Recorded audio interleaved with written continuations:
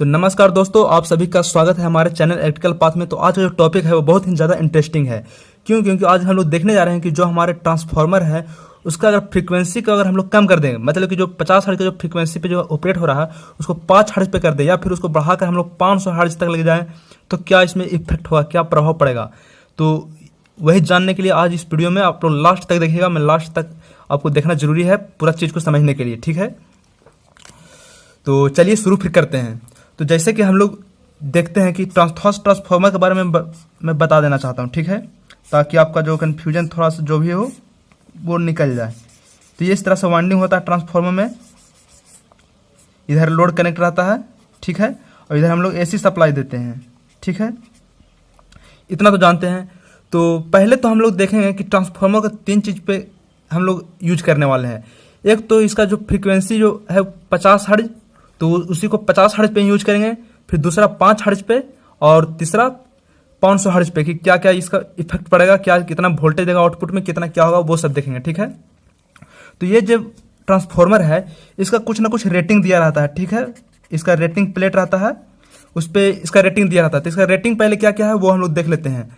तो ये एक प्रकार का डिस्ट्रीब्यूशन ट्रांसफार्मर है, ठीक है, जिसमें हम लोग वोल्टेज कितना देते हैं 11 kV, ठीक है, 11,000 वोल्ट। इसका रेजिस्टेंस कितना है 100 ओम। इसका रेजिस्टेंस 100 ओम है, ठीक है। यहाँ पे लिख देता हूँ रेजिस्टेंस 100 ओम, ये रेजिस्टेंस हो गया। फिर यहाँ पे इंडक्टेंस इसका कुछ इंडक्टेंस भी होगा, इंडक्टेंस, ठीक है। ये हमारा एल हो गया, एल जो हो गया हमारा क्या हो गया इंडक्टेंस। तो ये हो गया 0.3 हेनरी, ठीक है। और इसका फ्रीक्वेंसी, अब फ्रीक्वेंसी हम लोग 3 फ्रीक्वेंसी पे काम करने वाले हैं।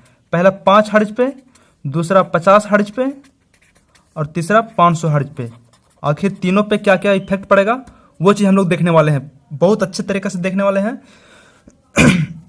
तो आप लोग लास्ट तक बने रहिए, आपको समझ में पूरा आएगा, ठीक है। तो ट्रांसफार्मर जो सबसे पहले हम लोग ऑपरेट करते हैं कि जो ट्रांसफार्मर है उसको हम लोग 50 हर्ट्ज का, इसका मतलब कि जो प्लेट है तो उसको हम लोग 50 ही हर्ट्ज देते हैं पहले। मतलब कि इसका रेटिंग है 50 हर्ट्ज फ्रीक्वेंसी, तो पहले जो फ्रीक्वेंसी रखते हैं वो 50 ही हर्ट्ज रखते हैं कि 50 हर्ट्ज पे आखिर क्या होता है, ठीक है। तो ये हो गया हमारा पहला, जिसका 50 हर्ट्ज पे ही हम लोग देखते हैं कि पहला 50 हर्ट्ज लेकर चलते हैं कि 50 हर्ट्ज पे क्या होगा, ठीक है। तो सबसे पहले ट्रांसफार्मर में क्या करते हैं हम लोग कि करंट को फाइंड करते हैं, ठीक है, करंट को। तो करंट का फॉर्मूला जो होता है I बराबर V/R होता है। ये होता है ओम्स लॉ से करंट निकालने का। लेकिन यहाँ पे सर्किट क्या है हमारा AC है, ठीक है। तो V/Z होता है, I = V/Z। Z क्या हुआ हमारा, ये हमारा इम्पिडेंस होता है, ठीक है, इम्पिडेंस होता है। ये हमारा AC सर्किट का हो गया V/Z, ठीक है। तो अगर सर्किट का इम्पिडेंस निकालना है तो सबसे पहले इंडक्टिव रिएक्टेंस निकालना पड़ेगा, जो कि इंडक्टिव रिएक्टेंस क्या होता है एक्सेल होता है। और एक्सेल का फॉर्मूला क्या होता है 2πfl, ठीक है। ये इसका फॉर्मूला होता है 2πfl, ठीक है।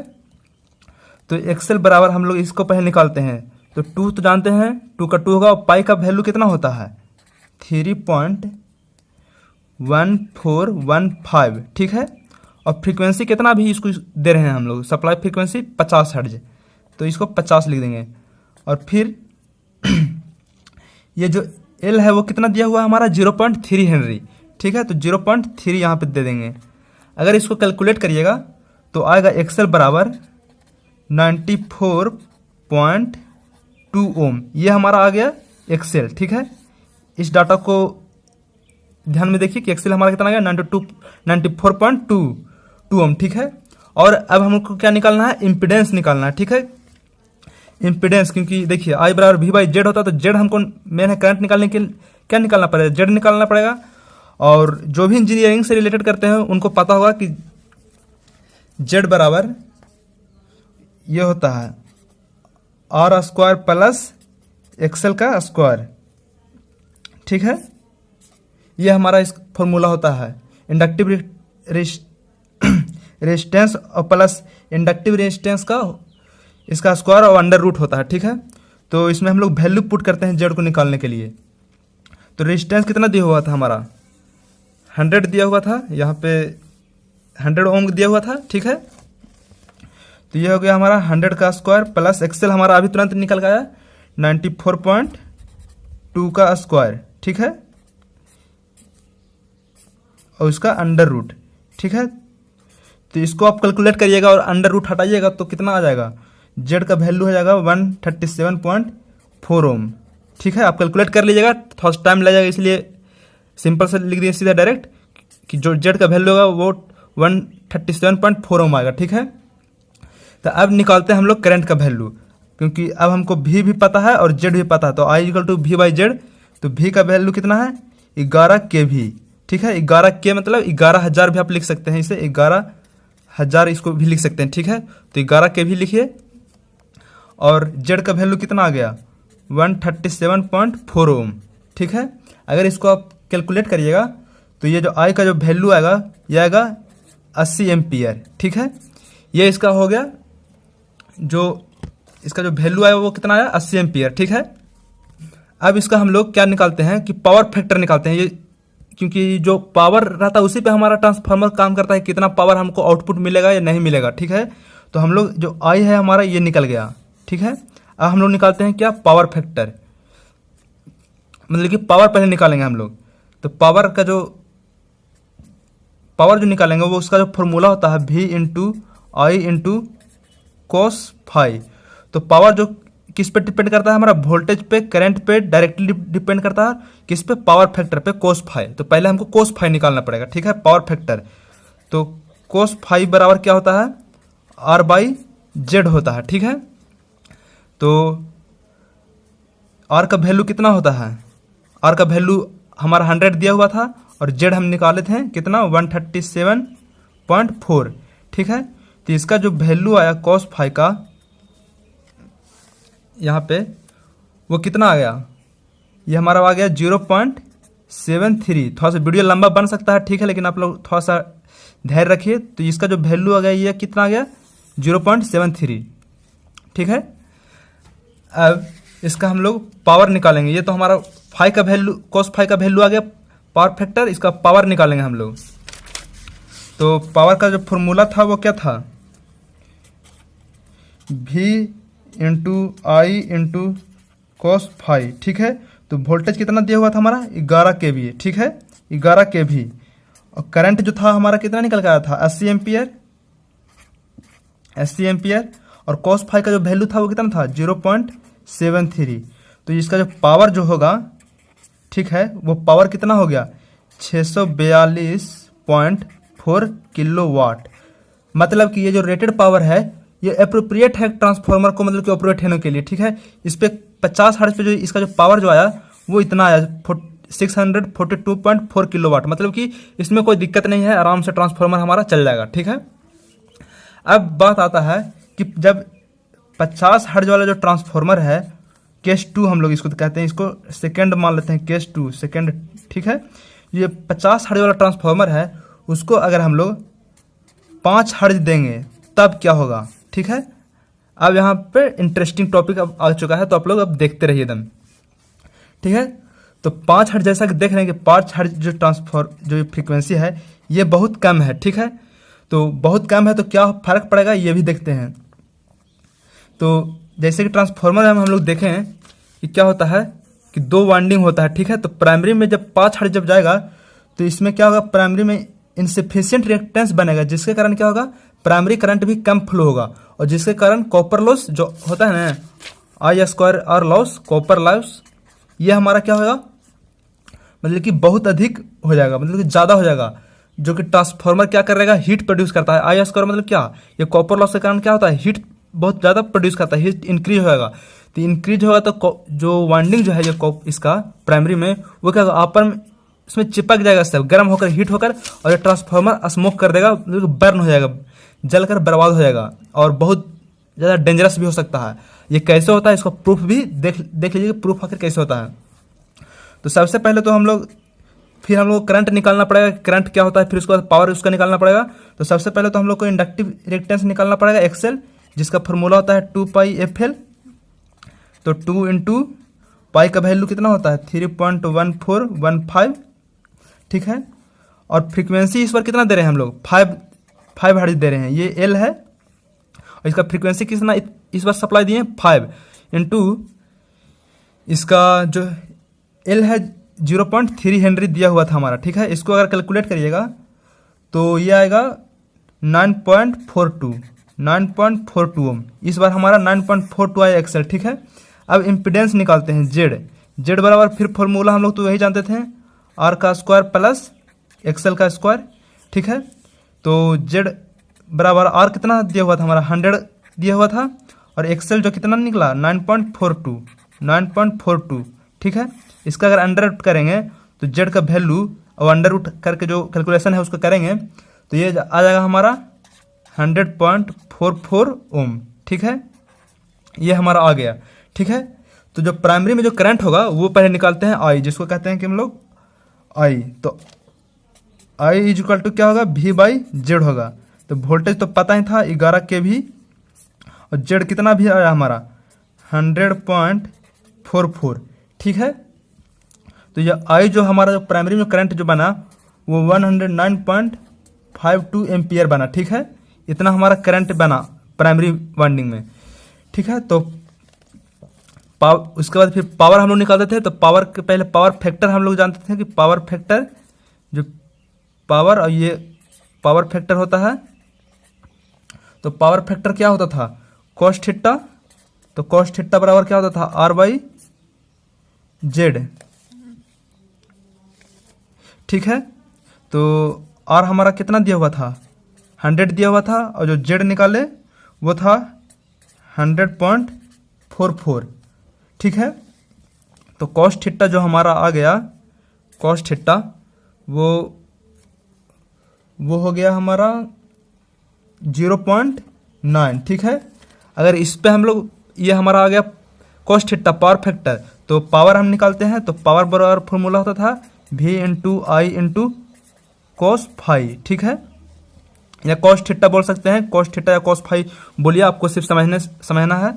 तो वोल्टेज कितना था 11 kV, और जो करंट जो हमारा कितना हुआ 109.52 एम्पियर। तो 109.52 एम्पियर, और कॉस थीटा का वैल्यू कितना आया 0.9, ठीक है। इसको अगर कैलकुलेट करिएगा तो जो हमारा पावर आएगा वो कितना आएगा, वो आ जाएगा 184 किलोवाट, ठीक है। ये इतना हमारा इसका पावर आया। तो ये जो पावर आया वो बहुत ज़्यादा हो जाता है रेटेड से। जो रेटेड जो हमारा जो सप्लाई का जो ट्रांसफार्मर का जो रेटेड जो पावर जो दिया हुआ था उससे ये बहुत ज़्यादा हो जाता है, ठीक है। ये जो हमारा जो पावर आया ये कितना है बहुत ज़्यादा है रेटेड पावर से, ठीक है। और पावर किस पे डिपेंड करता है करंट से। तो करंट भी बहुत ज़्यादा हो गया, और हाई मैग्नेटाइजिंग करंट के कारण ज़्यादा पावर मतलब ज़्यादा पावर फ्लक्स इसका बनेगा, ठीक है। इसी कारण इंसुलेशन लॉसेस होगा, ट्रांसफार्मर जल जाएगा हमारा, ठीक है। क्योंकि इंसुलेशन मतलब कि जो तार रहता है प्राइमरी वाइंडिंग में, जो हमारा जो प्राइमरी वाइंडिंग में जो तार रहेगा वो ज़्यादा करंट फ्लो होगा, क्योंकि पावर पी किसके प्रोपोर्शनल है आई के, करंट भी ज़्यादा फ्लो होगा, फ्लक्स भी हमारा ज़्यादा बनेगा। तो इंसुलेशन के कारण क्या होगा पावर तार आपस में जल जाएगा कॉइल, और फिर वो बर्न हो जाएगा, ठीक है। और लो इंडक्टिव रिएक्टेंस के कारण large amount of current flow होने से नहीं रोक पाएगा, ठीक है। तो अब देखते हैं कि अगर 50 हर्ट्ज जो ट्रांसफार्मर जो फ्रीक्वेंसी था इसको अगर 500 हर्ट्ज कर देंगे तब क्या इस पे इफेक्ट पड़ेगा वो देख लेते हैं, ठीक है। तो जो प्राइमरी में जो इंडक्टिव रिएक्टेंस होगा वह रोकेगा इसको पावर लेने से। कैसे?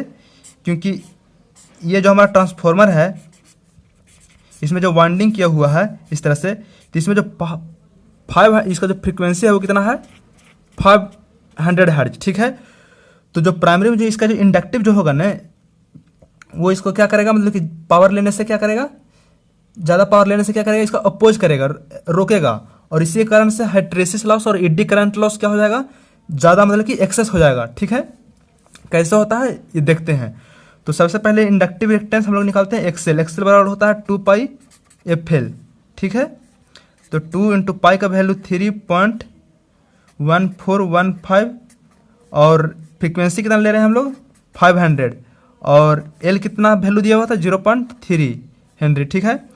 तो इसको जो कैलकुलेट करिएगा तो आ जाएगा कितना 942.4 ओम। ठीक है, ये एक्सेल इसका आ गया। ठीक है, अब इसका इम्पिडेंस भी हम लोग निकालते हैं। तो जेड बराबर वही फॉर्मूला R² प्लस एक्सेल का स्क्वायर। ठीक है, तो आर कितना दिया हुआ था हमारा 100 दिया हुआ था, प्लस एक्सेल अभी निकाले 942.4 ओम। ठीक है, इसका अंडर रूट करेंगे तो इसका जो वैल्यू जो कैलकुलेट करिएगा तो वो आ जाएगा 947.7 ओम। ठीक है, ये इसका आ गया इम्पिडेंस आ गया। ठीक है, तो अब करंट फ्लो करते हैं कि प्राइमरी में करंट कितना फ्लो हो रहा है।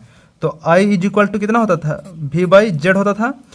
तो V कितना दिया हुआ 11 kV मतलब 11,000, और जेड अभी हमारा निकल के आया कितना 947.7 ओम। ठीक है, ये आया।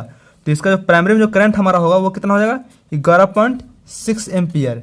ठीक है, तो अब हम इसका पावर निकालते हैं। तो पावर निकालने से पहले पावर फैक्टर पहले निकाल लेंगे, पावर फैक्टर। ठीक है, कॉस थीटा तो R बाई जेड होता है। ठीक है, R बाई जेड होता है।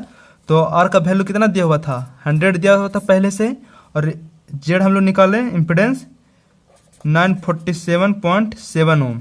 ठीक है, इसको अगर कैलकुलेट करिएगा तो ये कॉस थीटा का वैल्यू कितना हो जाएगा, ये हो जाएगा 0.1। ठीक है, ये हमारा कॉस थीटा का वैल्यू 0.1 हो गया। तो अब हम लोग पावर निकालते हैं। तो पावर फॉर्मूला होता है V into I into cos phi. Cos phi या थीटा बोलिए, आपको सिर्फ समझना है। ठीक है, ठीक है, तो यहाँ पे वोल्टेज कितना था 11 kV, करंट जो हमारा आया वो 11.6 एम्पियर, और जो कॉस थीटा जो वैल्यू आया कितना है 0.1। तो ये जो आया वो पावर हमारा कितना आ गया 12.76 किलो वाट, ये हमारा आ गया पावर। ठीक है, इसका जब हम फ्रीक्वेंसी 500 हर्ट्ज कर दिए तब, तो ये जो पावर ट्रांसफर कर रहा है ये बहुत ही कम कर रहा है कंपेयर टू जो रेटेड पावर जो था ना इसका, जैसे कि ट्रांसफॉर्मर का जो रेटेड पावर था उससे ये बहुत पावर जो है ट्रांसफर कर रहा है, तो बहुत कम कर रहा है। ठीक है, क्योंकि हम लोग पहले देखे थे कि जब 50 हर्ट्ज दे देते हैं तो 50 हर्ट्ज पे हमारा कितना 642.4 किलोवाट ये पावर दे रहा था, और यहाँ पे दे रहा है 12.76 किलोवाट। तो ये इससे कुछ दिक्कत नहीं होने वाली है, कुछ खास प्रभाव पड़ेगा नहीं ट्रांसफार्मर पे। ठीक है, सिर्फ हिस्टैरिसीस लॉस और एडी करंट लॉस ये क्या होगा हमारा ज़्यादा होगा, और इंडक्टिव रिएक्टेंस के कारण वो मतलब कि करंट पावरफुल होने से रोक लेगा। और आप लोग इस तरह भी समझ सकते हैं, एक चीज़ मैं समझा देता हूँ अच्छा से, कि ये ट्रांसफार्मर है तो इसका जो सप्लाई जो हम लोग दे रहे हैं इधर से, अगर इधर से यह जो प्राइमरी वाइंडिंग जो इधर सप्लाई दे रहे हैं, तो क्या 50 हर्ट्ज हम लोग ये दे नहीं सकते कभी, या फिर 50 हर्ट्ज 500 हर्ट्ज भी नहीं दे सकते। क्यों 5 हर्ट्ज देने के लिए मशीन को हमको बहुत स्लो चलाना पड़ेगा, बहुत स्लो, और उस बहुत स्लो उतना हम लोग स्लो चला भी नहीं सकते हैं, और उसमें बहुत खर्चा भी हो जाएगा, मेंटेनेंस भी बहुत हो जाएगा। और 5,500 जो हर्ट्ज है ये हम लोग को कभी गेन ही नहीं कर पाएंगे, अगर एक तरह से देखें तो प्रैक्टिकल में हम लोग गेन ही नहीं कर सकते हैं। अब जो यहाँ जो करंट आ रहा, जो फेज आ रहा वो कहाँ से आ रहा, अल्टरनेटर से, हमारा जनरेटर से आ रहा है। ठीक है, तो क्या इसको आप 1 मिनट में 500 एक ये जो RPM होता है इसका RPM में निकाला जाता है।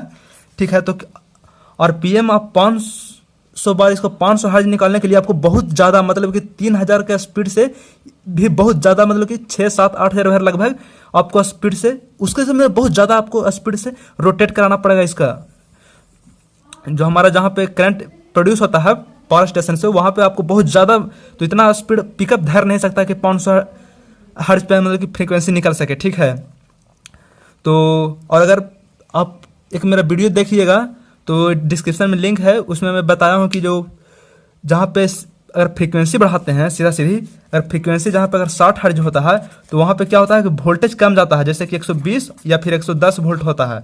क्योंकि ये विदेशों में 60 हर्ट्ज पे चलता है तो यहाँ पे वोल्टेज कम रहता है लेकिन करंट ज़्यादा हमारा अच्छा रहता है। ठीक है, लेकिन जहाँ पे अगर 50 हर्ट्ज जहाँ पे इंडिया में है तो यहाँ पे क्या होता है कि हमारा वोल्टेज ज़्यादा रहता है 220 या 240, और यहाँ पे करंट क्या रहता है कम रहता है। तो सीधे समझ सकते हैं कि जहाँ पे फ्रीक्वेंसी अगर कम है तो वहाँ पे वोल्टेज ज़्यादा है, जहाँ पे ज़्यादा फ्रीक्वेंसी है वहाँ पे वोल्टेज कम है। ठीक है, वहाँ पे करंट ज़्यादा रहता है। तो मुझे आशा है कि आप लोगों को वीडियो पूरा तरह से समझ में आ गया होगा, और अगर अच्छा लगा हो तो लाइक शेयर भी करिए, अपने दोस्तों को भी बताइए। और सब्सक्राइब भी कर दिए चैनल को। तब तक के लिए बोलते रहिए जय हिंद, वंदे मातरम। मिलते हैं अगली वीडियो में।